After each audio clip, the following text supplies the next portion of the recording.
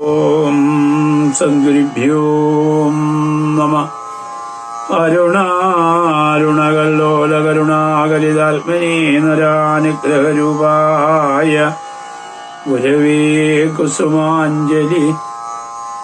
യോ നിത്യമച്യുതപദാംബുജയുഗ്മരുഗ്മവ്യാമോഹതസ്തരിതനാണി തൃണായ മേനേ അസ്മദ്ഗുരോർഭഗവതോസ്യ ദയൈകസിന്ധോ ശ്രീരാമാനുജസ്യ ചരണോ ശരണം പ്രപദ്യേ. വിഗ്രഹേ രാമചന്ദ്രസ്യ വിലയീഭൂതചേതസാഹം ബ്രഹ്മേതി വേദാന്തതത്വബോധസ്വരൂപിണേ വിഭൂതിമാത്രദാനേന സർവാനുഗ്രഹദായിനേ ശ്രീനീലകണ്ഠശിഷ്യായ സത്യാനന്ദായതേ നമോ. സദ്ഗുരുഭ്യോ നമോ. ഗംഗണപതേ നമോ. സംസരസ്വതീ നമ. ഓം ശ്രീകൃഷ്ണ പരമാത്മനേ നമ. പ്രിയ കുടുംബാംഗങ്ങളെ, ഏവർക്കും ശ്രീമദ് ഭാഗവതത്തിലേക്ക് സ്വാഗതം. നമ്മള് പാരായണം ചെയ്തുകൊണ്ടിരിക്കുന്ന ഭാഗം പരശുരാമാവതാരത്തിന്റെ മുന്നോടിയായിട്ടുള്ള ഗാധിയുടെ കഥ. ഗാധിക്ക് സത്യവതി എന്നൊരു പുത്രി ഉണ്ടായി. ആ സത്യവതിയെ ഋചീകൻ എന്നൊരു ബ്രാഹ്മണ ശ്രേഷ്ഠൻ വിവാഹം കഴിക്കാൻ ആഗ്രഹിച്ചു. ആ സമയത്ത് കൗശിക കുലത്തിൽ ഉത്ഭവിച്ച ഗാധി തന്റെ മകളെ ഋചീകന് കൊടുക്കാൻ തയ്യാറായില്ല. അദ്ദേഹം ഒരു കണ്ടീഷൻ വെച്ചു. ഒരു ചെവി നീല നിറത്തിലിരിക്കുന്ന വെളുത്ത 1000 കുതിരകളെ വേണമെന്ന്. ഋചീകൻ വരുണദേവനെ സമീപിച്ച് തപസ് ചെയ്ത് ഒരു ചെവി നീല നിറത്തിൽ എന്നാൽ ശരീരം വെളുത്തതുമായ ശുഭ്രവർണ്ണമുള്ള 1000 കുതിരകളെ വരുണദേവന്റെ അനുഗ്രഹത്തോടുകൂടി അദ്ദേഹം വാങ്ങി. അതിനെ കൊണ്ട് ഗാധിക്ക് കൊടുത്തു. മകളെ വിവാഹം കഴിക്കാനുള്ള ശുൽക്കമായിട്ട് അത് കൊടുത്തു. വിവാഹം കഴിച്ചു. അങ്ങനെ അദ്ദേഹം ശരിക്കും പറഞ്ഞ ഒരു സന്യാസി തന്നെയാണ്. അങ്ങനെ ഇരിക്കുന്ന കാലത്ത് ഒരു ദിവസം ഭാര്യയായ സത്യവതി ഒരു സന്തതി വേണം എന്ന് ആവശ്യപ്പെട്ടു. അതേ സമയം തന്നെ ആ സത്യവതിയുടെ അമ്മയും ഇദ്ദേഹത്തെ ഒരു സന്തതി ആവശ്യപ്പെട്ടു. അത് അയോനിജനായിട്ട് ഉള്ള സന്തതികളാ. ഇദ്ദേഹത്തിന്റെ തപശക്തി കൊണ്ട്, സങ്കല്പം കൊണ്ട് പ്രദാനം ചെയ്തെടുക്കുക. ഇതിനൊക്കെ വിധിയുണ്ടോ എന്ന് ചോദിച്ചു കഴിഞ്ഞാൽ വിധിയില്ല. പക്ഷെ അതിന്റെ പിന്നിൽ നമുക്ക് തരുന്ന വൈദിക സിദ്ധാന്തങ്ങൾ, സന്ദേശങ്ങളാണ്. അത് നമുക്ക് നോക്കണ്ടേ. ഇപ്രകാരം ഒരു കഥ നമ്മൾ ഇതിനു മുന്നിൽ കണ്ടു. ബുധന്റെ കാര്യം പറഞ്ഞപ്പോഴ് അദ്ദേഹത്തിന്റെ ഗുരുവിന്റെ ഭാര്യയെ സ്വീകരിച്ചത്. ഇതൊക്കെ വൈദിക സിദ്ധാന്തങ്ങളാണ്. നമുക്ക് മനസ്സിലാക്കാൻ കഥകളായി പറഞ്ഞു തരുന്നു എന്നേ ഉള്ളൂ. ഇതൊരു ഭാഗവത പഠന ക്ലാസ് ആയതുകൊണ്ട് ഞാൻ വൈദിക സിദ്ധാന്തങ്ങളെ വെളിപ്പെടുത്താതെ ഭാഗവതം പ്രതിപാദിച്ചിരിക്കുന്ന വിഷയങ്ങളിൽ കൂടി കടന്നു പോവുകയാണ്. മറിച്ച് സപ്താഹവേദിയിൽ അങ്ങനെയല്ല, വൈദിക സിദ്ധാന്തങ്ങളെ പരിശോധിച്ചു പോവുകയാണ് ചെയ്യുക. ഈ പറയുന്നതിന്റെ പിന്നിലുള്ളൊക്കെ സിദ്ധാന്തം എന്താണെന്നുള്ളത്. അപ്പൊ എന്തായിരുന്നാലും സത്യവതി ഭർത്താവിനോട് സത്യത വേണമെന്ന് ആവശ്യപ്പെട്ട സമയത്ത് ഭാര്യാമാതാവായിരുന്ന അവര് ഒരു സന്തതിയെ വേണം എന്ന് ആവശ്യപ്പെട്ടു. അങ്ങനെ തപശക്തി കൊണ്ടാണല്ലോ. അപ്പൊ അതിന് മന്ത്രത്തെ ജപിച്ച് തീർത്ഥം ഉണ്ടാക്കും.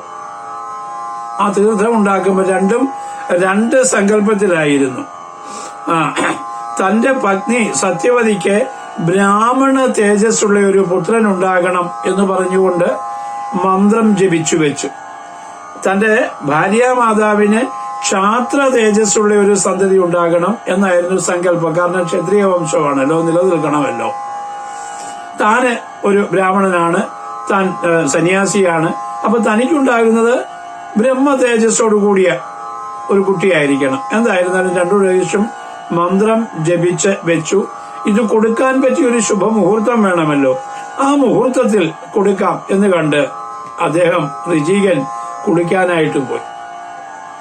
കുളിക്കാനായിട്ട് പോയി കഴിഞ്ഞപ്പോൾ അദ്ദേഹം സ്വന്തം കുളിയെല്ലാം കഴിഞ്ഞ് അദ്ദേഹത്തിന്റെ കൃത്യങ്ങളൊക്കെ കഴിഞ്ഞ് തിരിച്ചു വന്ന സമയത്ത് മന്ത്ര ഉദകം, ആ തീർത്ഥം അവിടെ വെച്ചിരിക്കുന്നത് കണ്ടിട്ട് ഭാര്യാമാതാവിന് തോന്നി പുത്രിക്കുള്ളതായിരിക്കും ദിവ്യമായിട്ടുള്ളത് എന്ന് കണ്ടുകൊണ്ട് ഭാര്യാമാതാവ് പുത്രിക്കുള്ളതിനെ എടുത്തു കുടിച്ചു. അമ്മയ്ക്കുള്ളതായിരിക്കും ദിവ്യമെന്ന് മകളും ധരിച്ചു. അമ്മയ്ക്കുള്ളതിനെ മകളാകുന്ന സത്യവതിയും എടുത്ത് കുടിച്ചു. വിധിയില്ല അങ്ങനെ സ്വീകരിക്കാൻ. കാരണം ഗുരുനാഥന്റെ കയ്യിൽ നിന്ന് വാങ്ങി വേണം കഴിക്കാൻ. എടുത്തു കഴിക്കാനുള്ള അവിടെ വിധിയില്ല. എന്നിരുന്നാലും ജഗദീശ്വരന്റെ നിയോഗം അങ്ങനെയായിരുന്നു. അതുകൊണ്ട് അവർക്ക് മനസ്സിൽ തോന്നി. ഭട്ടതിരിപ്പാട് പറയുന്ന കണക്ക് ത്വൽ പ്രേരണയുവ, ഭഗവാന്റെ പ്രേരണയാണ് ഇതിനൊക്കെ കാരണം. അപ്പൊ എന്തായാലും അവർ കുടിച്ചു. ഋചികൻ കൂടിയൊക്കെ കഴിഞ്ഞ് തിരിച്ചു വന്നു. അദ്ദേഹം കാര്യങ്ങള് ഗ്രഹിച്ചു. അദ്ദേഹത്തിന് വലിയ കോപമുണ്ടായി. അപ്പൊ പിന്നെ ആ കോപത്തോടുകൂടി അദ്ദേഹം പറഞ്ഞു, നീ ചെയ്തത് തെറ്റായിപ്പോയി.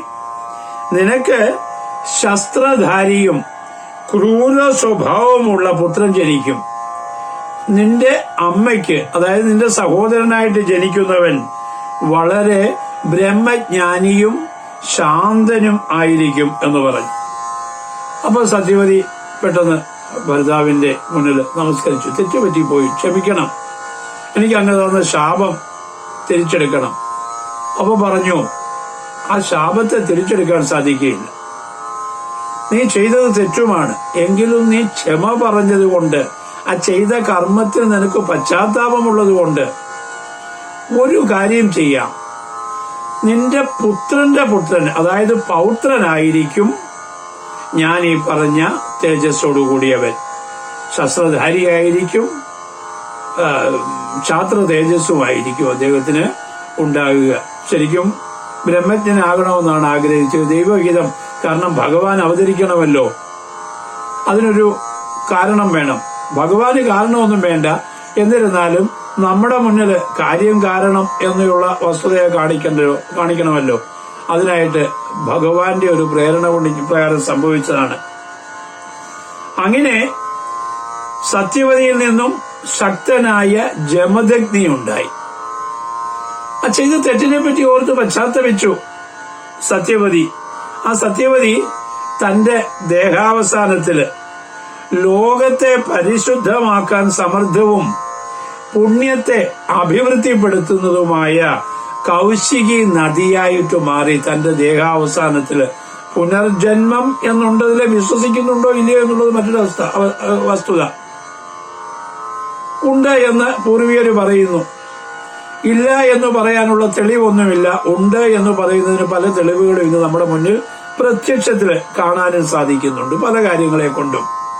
അപ്പൊ അതുകൊണ്ട് എന്തായിരുന്നാലും ദേഹം ഉപേക്ഷിച്ചു കഴിഞ്ഞപ്പോൾ തന്റെ ബുദ്ധി നഷ്ടമായതുകൊണ്ട് തനിക്ക് ശുദ്ധിയും ഭ്രഷ്ടായി, താൻ അപരാധിയായി തീർന്നതുകൊണ്ട് അതിലുള്ള പ്രായശ്ചിത്തം കൊണ്ട് താനെന്ന് മാത്രമല്ല ലോകത്തെ ശുദ്ധീകരിക്കണം എന്നുള്ള ചിന്തയോടുകൂടി സത്യവതി കൗശികി നദിയായിട്ടാണ് പിന്നീട് ജനിച്ചത് എന്ന് പറയുന്നുണ്ട്.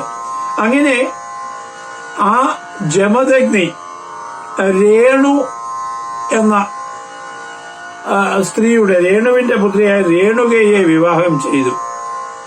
ആ രേണുകയ്ക്ക് വസുമാൻ തുടങ്ങിയ പുത്രന്മാരുണ്ടായി. അവരിൽ ഇളയവൻ ഉഗ്രപ്രതാപിയായ ഭഗവാൻ പരശുരാമനായിരുന്നു.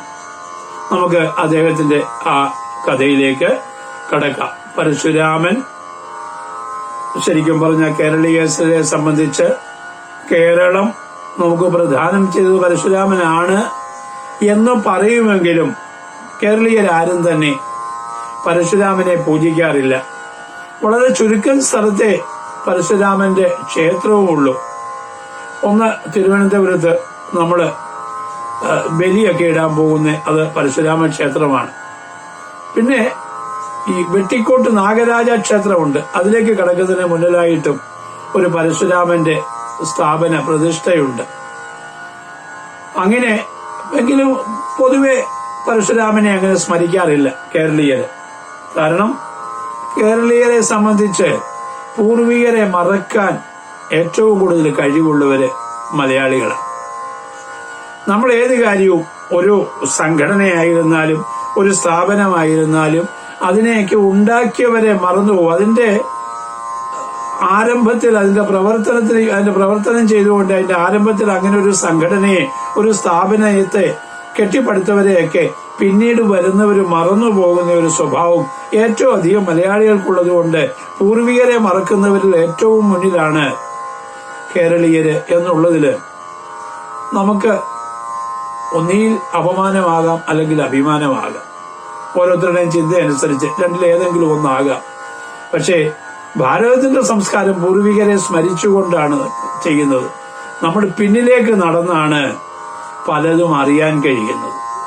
മുന്നിലേക്ക് നടന്നു കഴിഞ്ഞാൽ പുരോഗമനമല്ല, പിന്നിലേക്ക് നടക്കണം. പുരോഗമനം എന്ന് പറയുന്നത് നമ്മളുടെ പിന്നിൽ, നമ്മളുടെ മുന്നിൽ ജനിച്ച് മുന്നിൽ കടന്നുപോയവരെ നമ്മൾ അനുധാവനം ചെയ്യുക പുരോഗമനമെന്നാണ്. നമ്മുടെ മുന്നിൽ നമുക്ക് നേതൃത്വം നൽകി കടന്നുപോയവരെ പിന്തുടരുന്നതാണ് പുരോഗമനം. ഭാരതത്തെ സംബന്ധിച്ച് മുന്നിൽ കടന്നുപോയത് ഋഷീശ്വരന്മാരായിരുന്നു. അതുകൊണ്ടാണ് ഈ നാടിന് ആർഷഭാരതം എന്ന പേര് വന്നത്.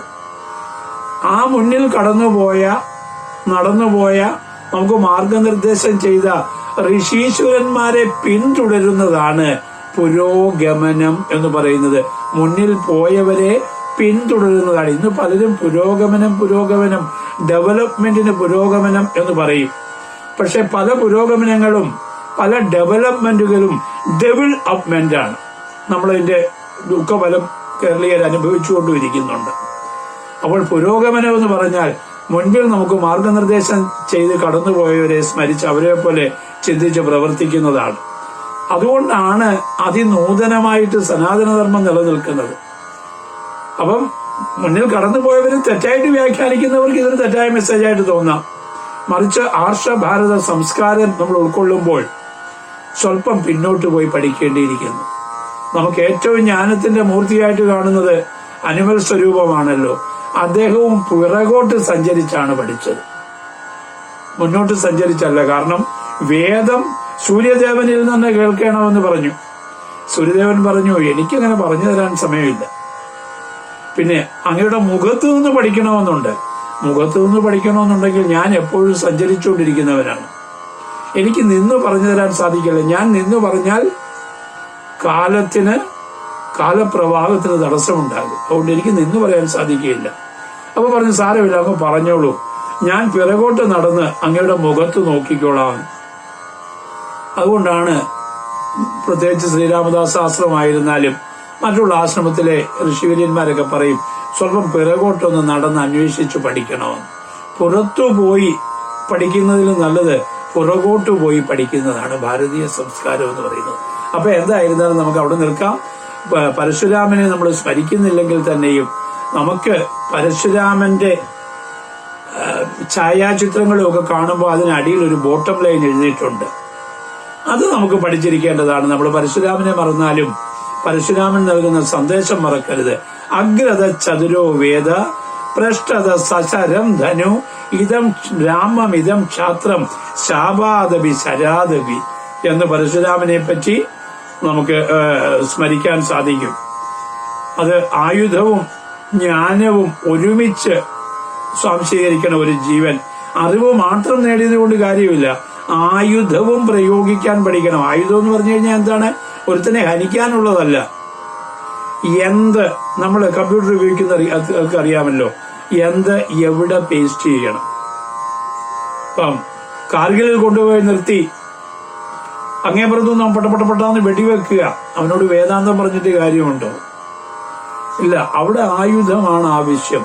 അപ്പൊ എവിടെ അപ്ലൈ ചെയ്യണമെന്നുള്ള അറിവ് അത് നമുക്ക് പരശുരാമൻ തരുന്നുണ്ട്. അതുകൊണ്ടാണ് അഗ്രത ചതുരോ വേദ പൃഷ്ഠത സശരം ധനു ഇതം ബ്രാഹ്മമിതം ക്ഷാത്രം ശാപാദവി ശരാദവി. അതിനെ ആ വാക്കുകൾ വ്യാഖ്യാനിക്കാൻ ഇപ്പൊ പോകുന്നില്ല. എന്നാലും പരശുരാമൻ നമുക്ക് തരുന്ന സന്ദേശം അതായതുകൊണ്ട് ഇവിടുത്തെ ഹിന്ദു ഇത് പറഞ്ഞു പഠിക്കാൻ പ്രാപ്തരാകണം. അതുകൊണ്ട് നമുക്ക് ഭഗവാന്റെ അവതാരത്തിലേക്ക് കടക്കാം.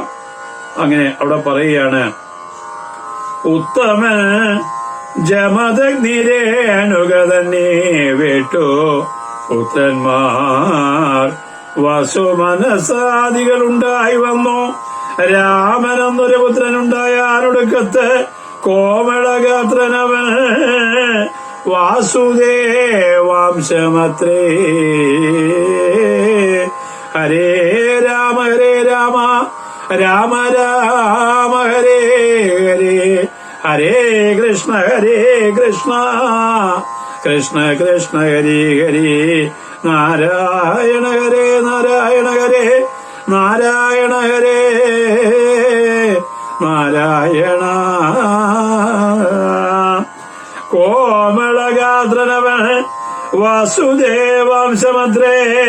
സാഹസം വരുത്തൊരു ഹേയ വംശമെല്ലാം ആകവേ മുടിച്ചതും അവനെന്നറിഞ്ഞാലും.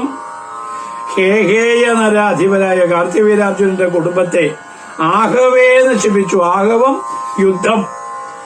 ആകവേ നശിപ്പിച്ചതും അവനെന്നറിഞ്ഞാലും ക്ഷത്രിയ വംശമെല്ലാം 7 വട്ടം രാമൻ ക്രന്ദനം ചെയ്ത് ഭൂമി ഭാരവും തീർത്തിടിനാൻ.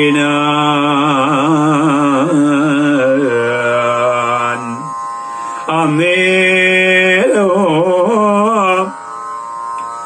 പരീക്ഷിച്ചു ചോദിച്ചു മുനിയോട്, മന്നവന്മാരെ രാമൻ കൊൽവതിനെന്തു മൂലമോ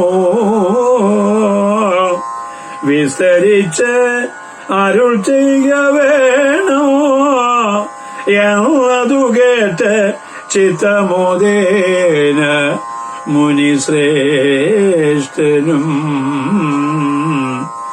അരുൾ ചെയ്ത ഹരേ.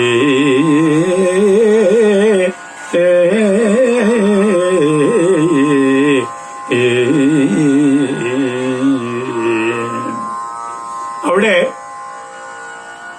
പരീക്ഷിത്ത് സുഖബ്രഹ്മർഷിയിൽ നിന്ന് കേട്ടു, ജമദഗ്നി പുത്രനായി പിറന്ന വസുദേവാംശമായി പിറന്ന സാക്ഷാൽ പരശുരാമൻ 21 പ്രാവശ്യം ഭൂമിക്ക് പ്രദക്ഷിണം വെച്ച് ക്ഷത്രിയന്മാരെ എല്ലാം കൊന്നു. ഹേഹേയ വംശം കാർത്തികവീരാർജുനന്റെ വംശം എന്നു മാത്രമല്ല, ജമദഗ്നി ബ്രാഹ്മണ കുലത്തിൽ പിറന്നവനാണ്. ആ ജാമദഗ്നിയനായിരിക്കുന്ന പരശുരാമൻ ബ്രാഹ്മണനായിരുന്നിട്ട് കൂടി ആയുധമെടുത്തു ക്ഷത്രിയന്മാരെയെല്ലാം 21 വട്ടമായിട്ട് കൊന്നു. അപ്പൊ പറഞ്ഞു, അതിനെന്താണ് കാരണം? എനിക്ക് അതിനെ വിശദമായിട്ട് ഒന്ന് പറഞ്ഞു തരണം എന്ന് പറയുകയാണ്. നമുക്ക് ശ്രദ്ധിക്കാനുള്ള ഒരു കാര്യം, ഭഗവാൻ പരശുരാമൻ ബ്രാഹ്മണനായിട്ടാണ് ജനിച്ചത്. നമ്മളുടെ സംസ്കാരം അനുസരിച്ച് ബ്രാഹ്മണന് ആയുധമെടുക്കാൻ വിധിയില്ല. ബ്രഹ്മജ്ഞാനത്തെ, അറിവിനെ, വിദ്യയെ പറഞ്ഞു കൊടുക്കുക, അധ്യയനം ചെയ്യുക, ചെയ്യിപ്പിക്കുക, ഇത് രണ്ടുമാണ് ബ്രാഹ്മണന്റെ വർഗം അല്ലെങ്കിൽ ബ്രാഹ്മണ വർഗം ചെയ്യേണ്ട കർമ്മം, തൊഴില്. വിദ്യ പഠിക്കുക, പഠിച്ചതിനെ അഭ്യസിപ്പിക്കുക, മറ്റൊരാൾക്ക് പറഞ്ഞു കൊടുക്കുക. ആയുധമെടുക്കാൻ വിധിയില്ല. പക്ഷെ ഇവിടെ പരശുരാമൻ ആയുധമെടുക്കുന്നു. അതുപോലെ തന്നെ നമ്മൾ കണ്ടു, പാണ്ഡവന്മാരുടെയും കൗരവരുടെയും ആചാര്യശ്രേഷ്ഠനായിരിക്കുന്ന ദ്രോണാചാര്യര്, അദ്ദേഹവും ബ്രാഹ്മണനാണ്. പക്ഷെ അദ്ദേഹവും ആയുധമെടുത്തു. അപ്പൊ നോക്കിക്കോളൂ, ജന്മം കൊണ്ടാണോ കർമ്മം കൊണ്ടാണോ ഓരോരുത്തരും ഓരോ വ്യക്തിയായിട്ട് തീരുന്നത്? ഇന്ന് നമ്മള് ഏറ്റവും കൂടുതൽ പഴി കേൾക്കുന്ന ഒന്നാണ് ചാതുർവർണ്ണ്യം മയാ സൃഷ്ടം എന്നുള്ളത്. ആൾക്കാർ അത്രേ പറയാറുള്ളൂ. പക്ഷെ അതിനടുത്ത് ഗുണ കർമ്മ വിഭാഗശ, ഗുണവും കർമ്മവുമാണ് ഈ 4 വർണ്ണങ്ങളെ സൃഷ്ടിക്കാനുള്ള കാരണം. ഏത് കർമ്മം ചെയ്യുന്നുവോ അവൻ അതിൻ്റെതായിട്ടുള്ള ഫലത്തെ അനുഭവിച്ച് വീണ്ടും അടുത്ത ജന്മത്തെ എടുക്കുന്നു. അവിടെ ഭഗവാൻ ഒന്നും ചെയ്യാനില്ല. പക്ഷെ ഭഗവാൻ ഒന്ന് ചെയ്യുന്നു, യാതൊന്നാണോ അവൻ ചെയ്ത കർമ്മം അതിന്റെ അനുസരിച്ചുള്ള ഫലമാണ് അവന് കൊടുക്കുക, ജന്മമാണ് കൊടുക്കുക. അത് ജന്മം കൊടുക്കുന്നു എന്നേ ഉള്ളൂ. കർമ്മം ചെയ്തത് ഇതായതുകൊണ്ട് ഭഗവാൻ അല്ല ചാതുർവർണ്ണ്യം സൃഷ്ടിച്ചത്, നമ്മൾ തന്നെയാണ്. ബ്രാഹ്മണ കുലത്തിൽ പിറന്ന ദ്രോണാചാര്യർ ആയുധമെടുത്തു. ബ്രാഹ്മണ കുലത്തിൽ പിറന്ന പരശുരാമൻ ആയുധമെടുത്തു. അവിടെയാണ് ഗുണകർമ്മ വിഭാഗശ ചാതുർവർണ്ണ്യം സൃഷ്ടം എന്ന് പറയുന്നത്. മയാ സൃഷ്ടം എന്നുള്ളത് ഭഗവാൻ പറയുന്നു. ഗുണകർമ്മങ്ങളാണ് ചാതുർവർണ്ണത്തെ സൃഷ്ടിക്കാൻ കാരണം. അപ്പൊ ബ്രാഹ്മണപുത്രനായിരുന്ന ആ ഭഗവാൻ പരശുരാമൻ എന്തിനാണ് ആയുധമെടുത്തതെന്നും ക്ഷത്രിയ വംശത്തെ കൊന്നതെന്നുള്ളത് നമുക്ക് ഭഗവാന്റെ ആ അവതാരത്തോട് ചേർന്ന് പരിശോധിക്കാം.